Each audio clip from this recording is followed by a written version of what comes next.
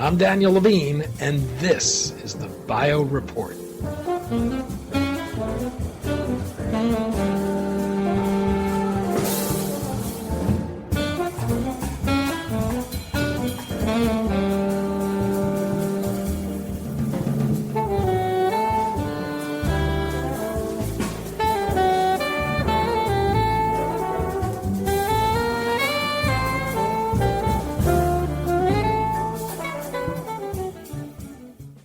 Through the creation of a chemical programming language, Chemify said it's been able to expand the chemical space it can explore. Chemify is combining this unique programming language with robotics and AI to digitize chemistry. The company, though, has much grander ambitions than being a drug developer. It wants to be the infrastructure for the industry. We spoke to Lee Cronin, founder and CEO of Chemify, about the company's platform technology for digitizing chemistry, how its chemical programming language expands the chemical space it can explore, and how the integration of robotics into its platform accelerates drug discovery.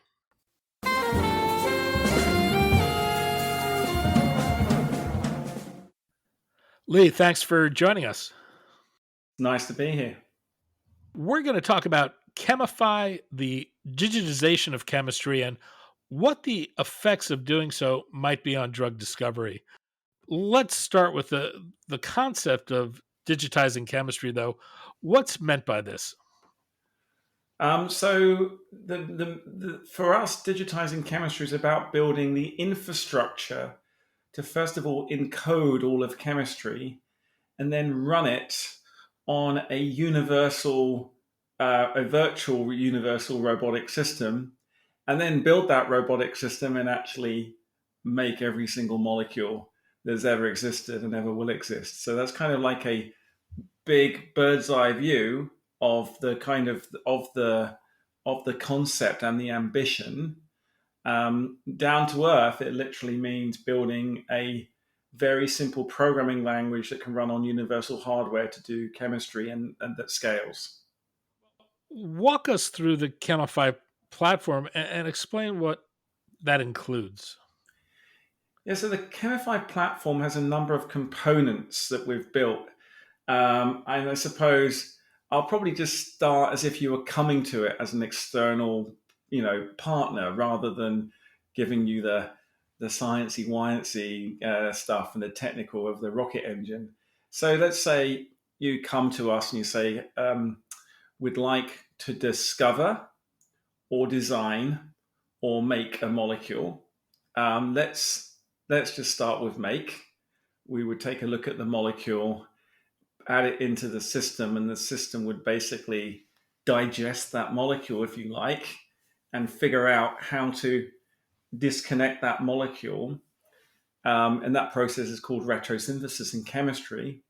But what we do that's different at Chemify is we disconnect that molecule into reactions we know we can already do on the platform. So it's a bit like we already know we have those lines of code ready to run.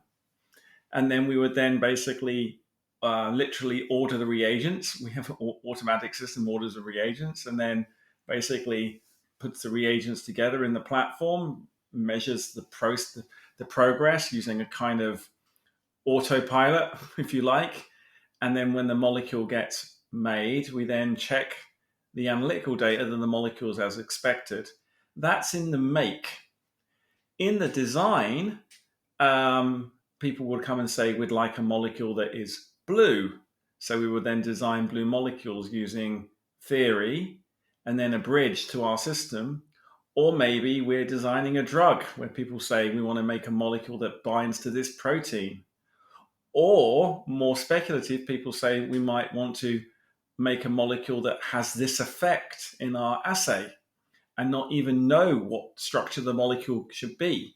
So Chemify is a kind of the way to basically make, design, imagine, and discover chemical matter.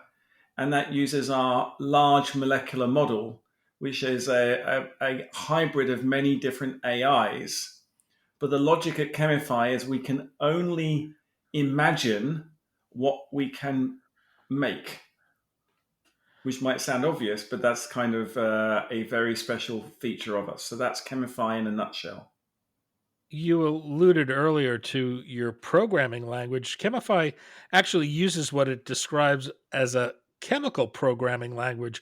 What exactly is this, and what's the significance of it? What does it allow you to do or do better than had you used an established programming language? That's a really good point. Yeah, so there is no programming language for chemistry right now, except how organic chemists and well, or any synthetic chemist would describe their procedure to make a molecule, and that may take a number of different forms and prose in lots of different languages. There is actually no binary code for chemistry, which I thought was kind of wild in a way. Like you got all this binary code is probably the most spoken language on planet Earth. It's not spoken by the average human, but every piece of silicon that does computation, be it in your phone or a supercomputer, or your TV or washing machine, uses binary code. In chemistry, there is no equivalent binary code. Well, that was BC before Chemify, and AC after Chemify. We basically made a very simple programming language which is universal with respect to chemistry. Of course, you could use Python or some other equivalent language to run a robot. But the problem is when you try and go from robot to robot, your language is fixed to the robot. Whereas Chemify's programming language is independent of hardware. It is agnostic and therefore can be run on any suitable hardware forever. I hate to make the comparisons a bit like the Excel file format, I guess it's almost 30 years old, is still compatible, right? You can open up an Excel file that you made 30 years ago. It's kind of similar kind of approach. How are you using robotics as part of your platform? What does that enable you to do? So the robotics allows you to just replace the kind of boring part of the process, and also maybe the intricate part where you want to have kind of razor sharp control of your addition of your materials in a reliable way. It's a bit like, you could um, uh, do it all by hand, but you might need a stopwatch, a very steady hand, and a pipette. And so, what this allows you to do by having a minimal robotic infrastructure is it allows you to be very reliable. That means reproducible, and then also you can verify your experiment before you run it, a bit like a test, like a virtual test. And also you can schedule it to be done when you can use available bandwidth, right? It's a bit like a cloud for running a job like you might have done in a supercomputer in the past. And that just takes out all the human labor, all the most tiresome and dangerous parts. The other thing is you can encrypt it, so you can have complete security when you move information from the request to the robot, which is kind of nice because that means if you're making dangerous molecule or valuable molecules or something, that you can secure the process. Chemify talks about its platform delivering certain benefits, and I'd like to walk through those. The first is the potential to accelerate drug discovery. What's known about how the technology is able to reduce time or cost? Yeah, so there's so many ways we can go in this. The best analogy I've got, or thing that I like a lot, is that I liken some drug discovery like free diving. So free diving is when a human being goes as far as they can to maybe the bottom of a swimming pool or ocean, holding a one breath, and then they come back up again for air. If you're a synthetic chemist and you're making molecules, there's only so many steps you can do before you run out of yield, and it just takes too much time. So that puts a fundamental limit on your complexity of the molecule. Because Chemify literally gives you an oxygen tank, you can go further and deeper. The robot just redoes it again, right? That's one. The second one is you can make molecules more quickly on average, and you can kind of spread your bets a bit and explore chemical space more openly than you might do if you've got limited human resource. And the other thing is, once you are using the system which has inbuilt reactions, you have more reliability of the reactions you can make. So you can have more certainty. You can make those complex molecules more quickly. Lots of AIs are being used to design and discover new molecules, but they're like some of the Emil Fisher pictures where the staircase loops round and the person can never get off. The image is locked in the optical illusion of the computer screen, never to be made. Whereas Chemify makes sure that we don't have optical illusions in our molecules, that we can make them more quickly. And that's time is really critical because you want to be able to get molecules into your assay to figure out how active they are.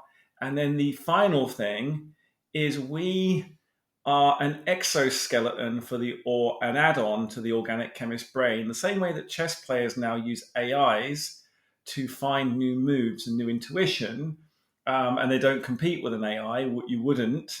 Chemify can allow organic chemists and in drug discovery to think beyond their traditional approaches to synthesis and maybe the med chem rules and challenge them a bit by making molecules they may not normally make because they seem toxic or otherwise bad. And that's not saying that Chemify invents toxic or bad molecules. What it says at the discovery stage allows you to search chemical space, almost like imagining you're a blind person feeling around a room, feeling where the interesting bits are.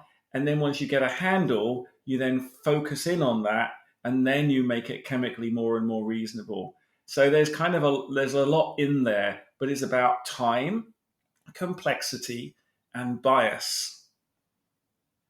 You also talk about it expanding the chemical space that drug developers could explore. Is there any way to quantify how big that space becomes? And do you use any way to constrain the molecules it generates so they have drug like properties? Yes, I think that so the numbers that people use are kind of large. In fact, they're so large we can't even imagine it. And I often use a comparison with the Hubble Deep Field, which is outer space, and I say the chemical space is bigger than outer space. And that is one way to look at it. But what we do that's a bit different is most of those numbers are done by what's called enumeration, where you just count up, count up, count up, C1 to whatever, N1 to whatever. What Chemify does that's a bit different is we're able to generate molecules in chemical space that are the most different, right? And I think that's something that I realized from natural product chemistry and going back into the heydays of organic drug discovery, where a drug seemed to be discovered every week, seemingly, because someone found a new natural product and tested it and found it was suitable for something. And what Chemify has worked out how to do is how to get to that complexity using various new approaches to precise exploration of chemical space without enumeration. I guess the best way to think of it, I mean, forgive this, is I was trying to, is like I've got this molecular, it's like a molecular spawning, like in a computer game. You spawn a new character, the character has has all the stuff they need to fight in or participate in the game. We've found ways to make new molecules which have no precedent. And that allows us to make very interesting new molecules that are very dissimilar. But at the same time, we constrain them depending on how deep we are in the drug discovery process. So you're going into lead optimization. There are certain things that you just are not going to really want there because, of course, from good med chem rules, what the FDA expects, and just also you just want to make sure that molecule is not toxic at the end of the day. So what we're finding is non-toxic complex molecules are the sweet spot because they have exquisite selectivity because the lock and key is like many levels in. You're not just got 3 or 4 levers, you've got like 10. And so the precision by which you can bind to the target is so good compared to what you had before. You remove all the off-target effects. And that for me is something that's really exciting. I think that Chemify is going to be able to help a lot of drug discoverers make very good assets and that are going to have great outcomes because toxicity is going to be minimized. And that's, I think, something that I'm personally very excited about because one of the things I want to do in my spare time is help solve the opiate addiction and toxicity crisis. The other thing Chemify is able to do is improve the efficiency of molecular synthesis. What does it do in this regard? And does it do anything to indicate the complexity of manufacturing one molecule relative to another? Yes, because we know what reactions we can do in our platform already, we might often think about campaigns in terms of accessibility. We don't think about the number of steps anymore. Traditionally, the chemist might say, oh, I want to prioritize a 3-step synthesis over a 10-step synthesis. But if the steps require, give you a low yield or there are some other problems associated with it, sometimes there's nothing wrong with having more steps because you can just let the robot do it. And that efficiency there is important. And because maybe people might say, well, I don't want to make this molecule, it's not going to be very easy to scale because when I go through the process, I'm going to need many grams, then kilograms for further studies. We don't necessarily need to scale up. We can just number up because our modules are very uniform. If you want a kilogram of material, if you've got a given device that can only make, say, 100 grams an hour, just either wait 10 hours or have 10 devices. That's a very crude way of looking at it, but we're finding that is quite attractive in the long run because all the devices have the same properties. They literally are capable of running the chemical programs and given a good outcome. What's the approach Chemify takes when a drug developer wants to identify a new lead candidate? Do you start with a target? Are you creating massive libraries that you just screen against that target? What's the process? So there's a number of different processes we use, some of them which are mega top secret, but I can give you a glimpse into, and some that are more traditional. The kind of top secret one, which I guess is not that top secret, but it requires I've designed quite a lot of intricate algorithms to do this. Is we've found a way to make highly complex dissimilar molecules and use them as a kind of, if you're like trying to pick a lock and you've got all your levers and you're going in click, click, click, you can go in and you use lots of different devices to check how deep you can go into chemical space and make a picture of the function, right, using your assay. So you can do it blind, which is really turning to be much more um, productive than I ever thought possible because it uses active learning. What does that mean? You start with a set of molecules which are blindly chosen, if you like, but not quite because we use a system.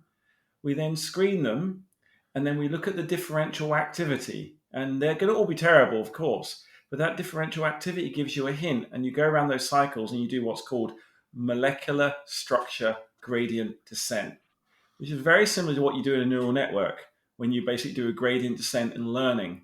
So that's number one. That's kind of learning the dark chemical space. Number two, we can take a target and we can basically do conventional modeling. We can partner with our partners modeling because a lot of our partners have very good molecular modeling systems that they have validated over many years. So we can partner into that and connect almost like a dock, a space dock, if you like, from the Chemify space station to the partners space station in the middle, make sure that they can be joined together. And then the other thing that we tend to do is we can do traditional hopping around scaffolds that allows that if someone wants to do that for speed, we can look at what molecules we have in our library, our database, because actually Chemify has, I guess it's probably now going to be the largest executable database of chemical structures on the planet. And what does that mean? Is like we literally have countless trillions of molecules that we can draw down upon and make because we know the precise function to do it. It's a bit hard to imagine. We don't just have a huge database. But we have a database of a database. It's a bit like you can have possible chess moves in a database without having to have the entire boards. And so that's kind of nice. And then um, from those, we have molecules that we think are extremely valuable, unpatented, that we then can then use to quickly service our customers' needs. So we're not spending all the time in the partnership doing compute before we do compute. Compute is the act of imagining the molecules using all our methods, including machine learning, active learning. And compute is the act of making the molecules using the reactions we've encoded. And we are now generating at scale a lot of molecules for our compute to make that fast. Think of it like the most complex version of enamine you could possibly imagine, but then many orders of magnitude greater. And given the number of molecules that you can generate, do drug developers go through a traditional type of optimization, or are you spitting out an optimized molecule? No, we still need to do optimization. The optimization can typically require less molecules to be made, actually, and shorter cycles. So we tend to focus on more complex, a smaller number of more complex molecules and rapidly iterate. But as Chemify expands its operation, we're expanding to our first chemi-farm next year in Glasgow, and then also in the US, probably at the end of next year.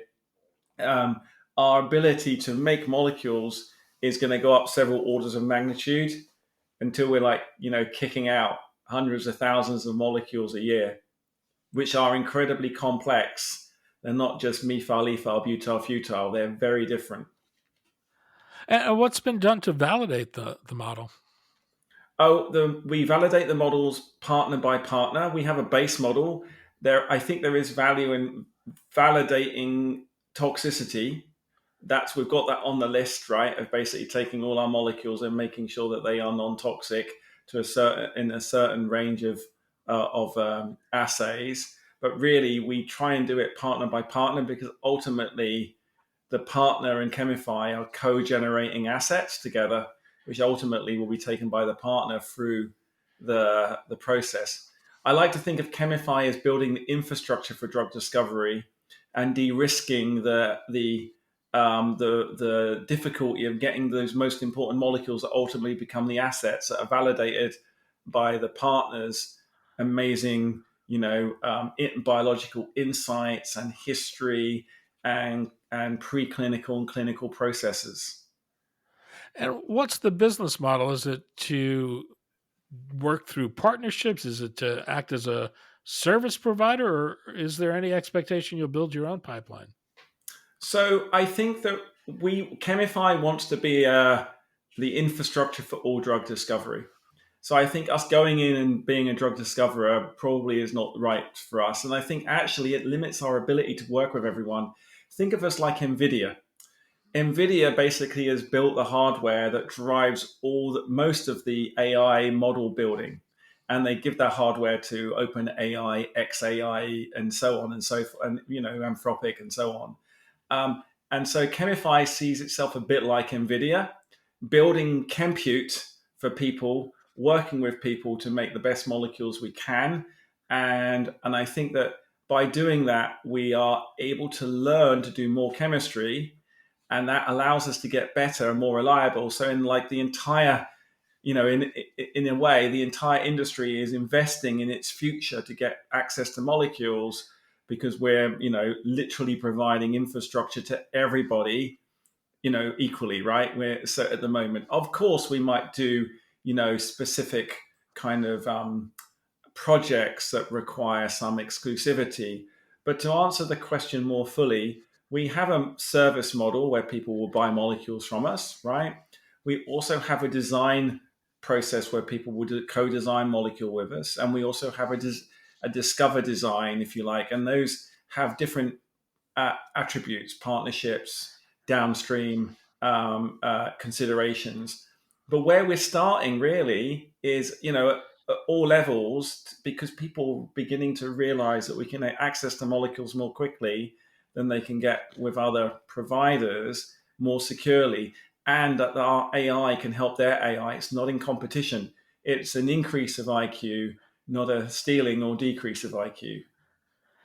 In October, the company announced a grant from the Bill and Melinda Gates Foundation to discover drug leads to treat tuberculosis and malaria, two global unmet needs of infectious diseases.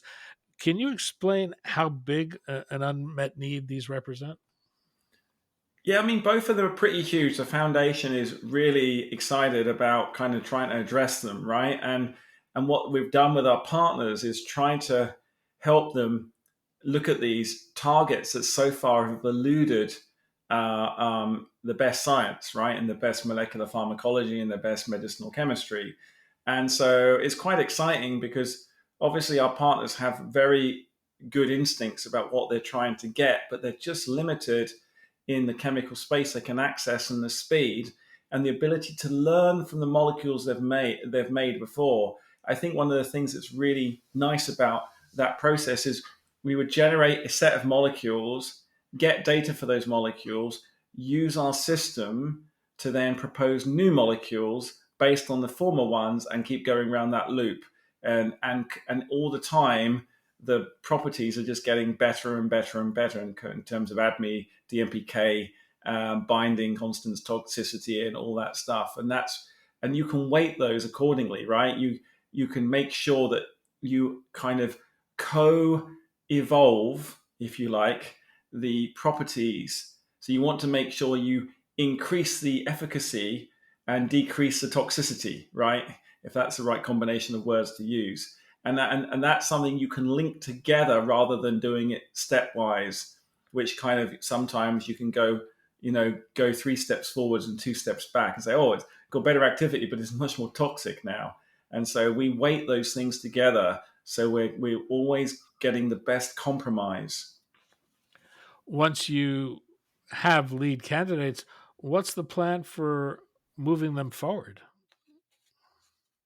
So I think that we're doing that partner by partner, right? But and as that goes, we try and follow the molecule. That's what we want to do, and we might Chemify might end up not just imagining, discovering, designing, making, but also manufacturing, all the way through from GLP, GMP, being a CDMO, to the clinic. And will this serve as a proof of concept for Chemify? So with the Bill and Melinda Gates Foundation in particular, that is one of many drug discovery projects we've got, and I think in this one we're looking at just initial discovery.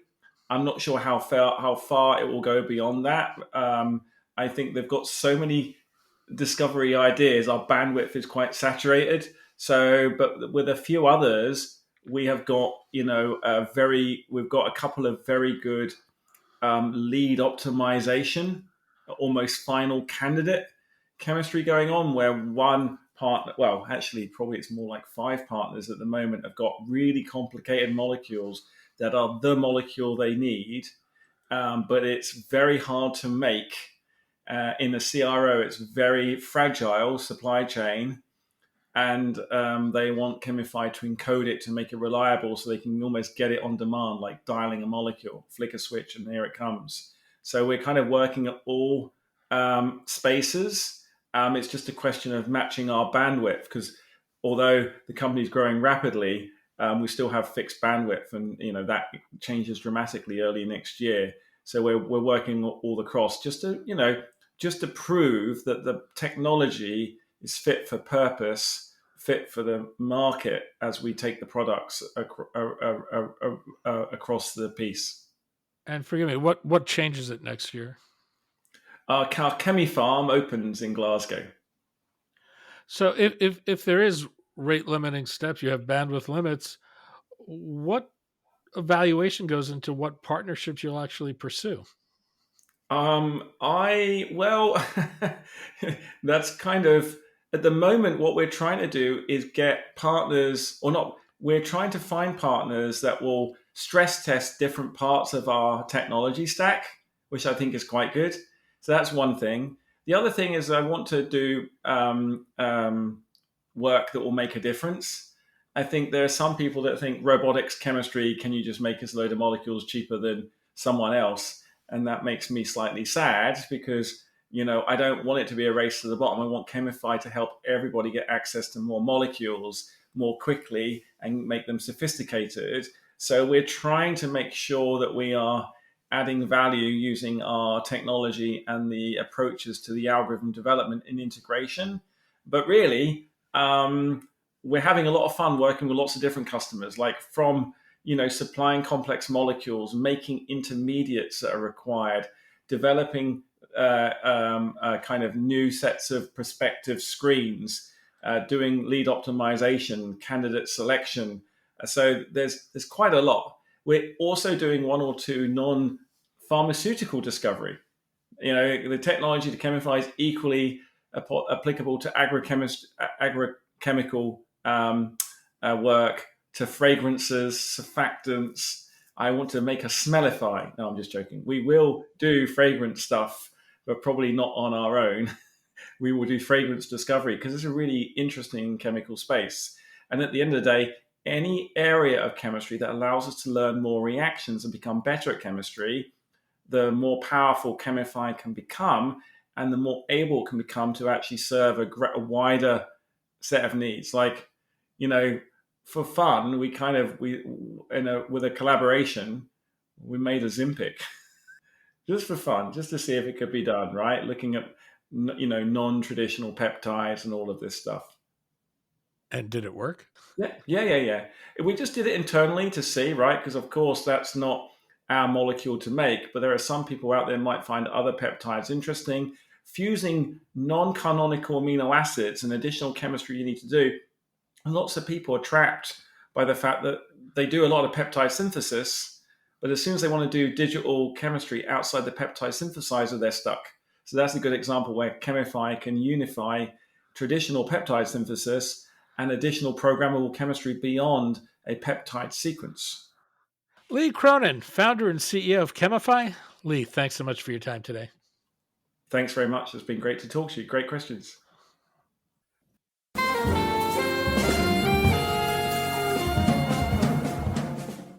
Thanks for listening. The Bio Report is a production of the Levine Media Group.